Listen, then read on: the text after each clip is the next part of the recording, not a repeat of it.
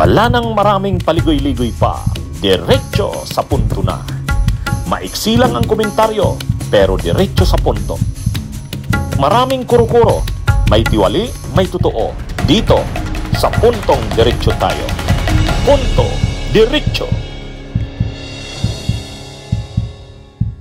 Alam nyo, nakakalungkot itong supermajority ng Senado. Ang tawag nila supermajority. Ito ang tawag ni Jingoy Estrada. Pinagmamalaki ni Jingoy Estrada na mayroon na daw, napakarami daw na mga senador ang suportado si Chis Escudero. Sigurado na, in the bag na, retained. Mananatili sa pagka-Senate President si Chis Escudero. Pinagmamalaki ni Jingoy Estrada, hindi lang daw ito simpleng mayorya, kundi tinawag niyang supermayorya, supermajority. Kung totoo nga ang sinasabi ni Jingoy, kung nang tiningnan natin yung mga kasama sa grupo na buboto kay Chis Escudero sa pagka-Senate President, mukhang ang supermajority. Kaya lang pag tiningnan mo na, ang supermajority na ito ay hindi naman talaga magkakasama. Hindi naman sila nagkakaisa sa iisang pinaglalaban. May kanya-kanya talaga silang agenda. Hindi naman ang tawag dito, supermajority of convenience. Kumbaga, ito ang politika ng akomodasyon. Kasi imaginin mo naman magsama sila Kiko Bam at ang Duterte Black na mga senador. Imaginin nyo na sila Kiko Bam kasama dyan sa mga pro-Duterte Black senators. O di ba? Anong ibig sabihin yan? Ganyan ang politika. Kaya ano ito mga kabunyog, mga kababayan, wala. Itong grupong ito ng supermajority ni Chis Escudero, talagang ang may kagagawa nito si Chis Escudero. Kumbaga si Chis Escudero, ipinangako, ikinumit sa mga senador kung ano-anong mga commitments, basta lang maging Senate President siya. Yan ang malinaw dyan. Imagine niyo Duterte Black, sila Marcoleta, sila Bongo, sila Bato, Padilla, makakasama si Kiko at si Bam.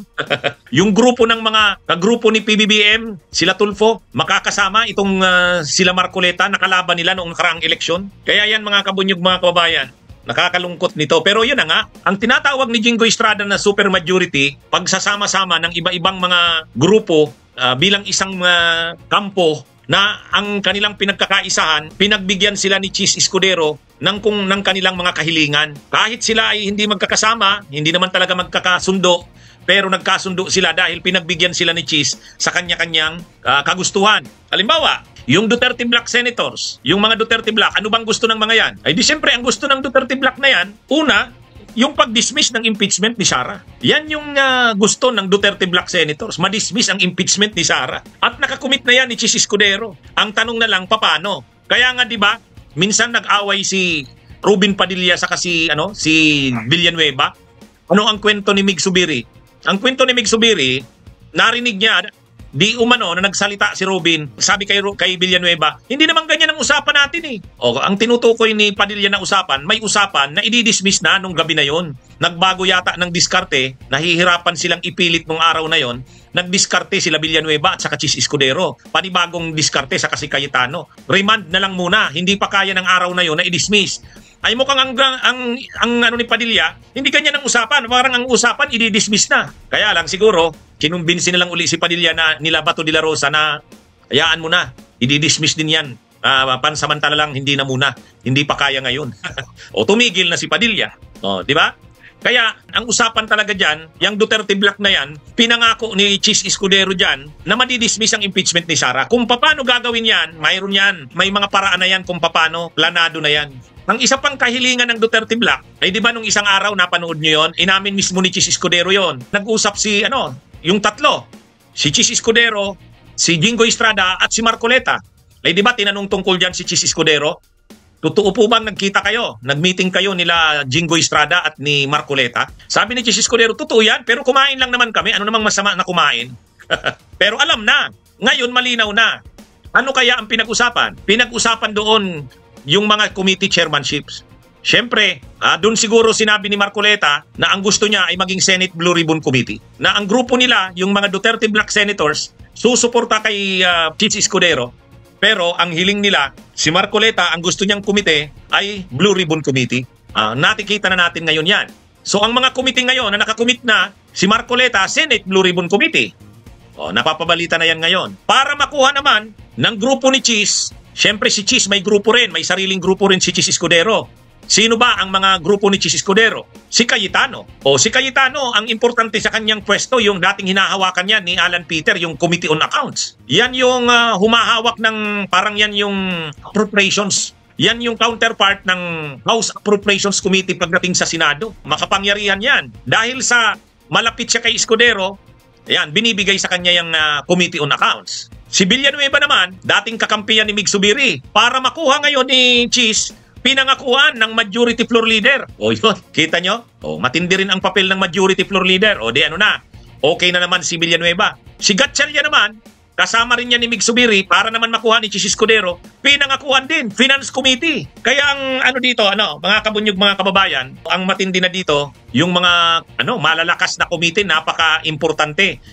Yung Accounts Committee, importante kasi yan yung nag-aayos ng budget. Sino may hawak? Alan Peter Cayetano. Yung isa pang committee, yung Finance Committee, hawak naman yan, Gatchalian. O, kaya dating kumampi kay Mig Zubiri si Gatchalian, ngayon na kay Chis na. Si Joel Villanueva, dating kay Mig Zubiri din yan, o ngayon na kay Chis na naman. Bibigay sa kanya, majority floor leader. Yung magkapatid na Tulfo, sinabi na rin ni Erwin Tulfo, silang magkapatid ay Chis Escudero din sila. Kaya ito yung mga alignments, ito yung possible black alignments of senators in the 20th Congress. Majority black, si Chis, si Joel Villanueva, Alan Peter Cayetano, Erwin Tulfo, Rafi Tulfo. Siyempre si Jinggoy Estrada, retained siya sa pagka-Senate President pro tempore. O yan. Si Bongo, si Bato, malamang yung kanilang mga kumiting hawak. Health yata ang hawak ni Bongo kasi pinagmamalaki niya yung malasakit niya. Siyempre dangerous drugs na naman at public order yan si Bato.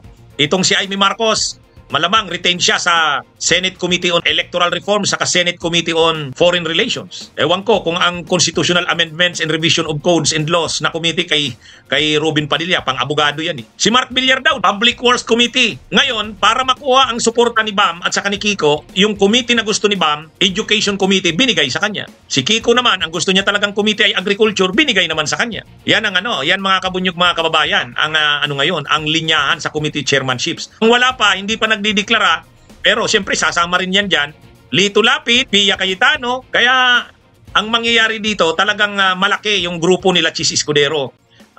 Pero makikita nyo na kung kanilang pagsasama, nagkakaisa lang sila dahil yung mga committing hawak nila. Ngayon, ang dito, yung apat, yung tinatawag na Veterans Bloc, si Tito Soto, si Zubiri, si Lacson, saka si Loren, yan yung tinatawag na minority. Ngayon, kung maiiwan dyan na magsusulo na si Risa, kasi hindi sasama si Risa sa majority, hindi rin yan sasama sa minority dito kila Tito Soto. Magiging minority floor leader niyan si Tito Soto. Ayaw naman ni Risang sumama dyan. Kaya ang mangyayari, magsusulo si Risa niyan, independent. Ganyan ang magiging alignments sa Senado, mga kabunyog, mga kababayan. Marami ang nadidismaya sa alignments na yan eh. Kasi ang gusto talaga ng tao, ang dapat na alignment sana, yung Duterte Bloc, isang grupo yan. Tapos the rest dapat magsama-sama. Pero dito sa nangyayari, hindi.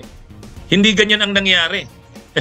Kasi ang nangyayari dito, kailangan ni Chis ang suporta ng Duterte Bloc Senators. Ang Duterte Bloc Senators naman, basta pinangako na madidismiss ang impeachment ni Sara, at isa na nga sa hiniling din, yung mga committee chairmanships, lalo na yung Senate Blue Ribbon Committee na hiniling ni Marcoleta na pinagbigyan naman ni Chis ayon sa balita. So yan yung mga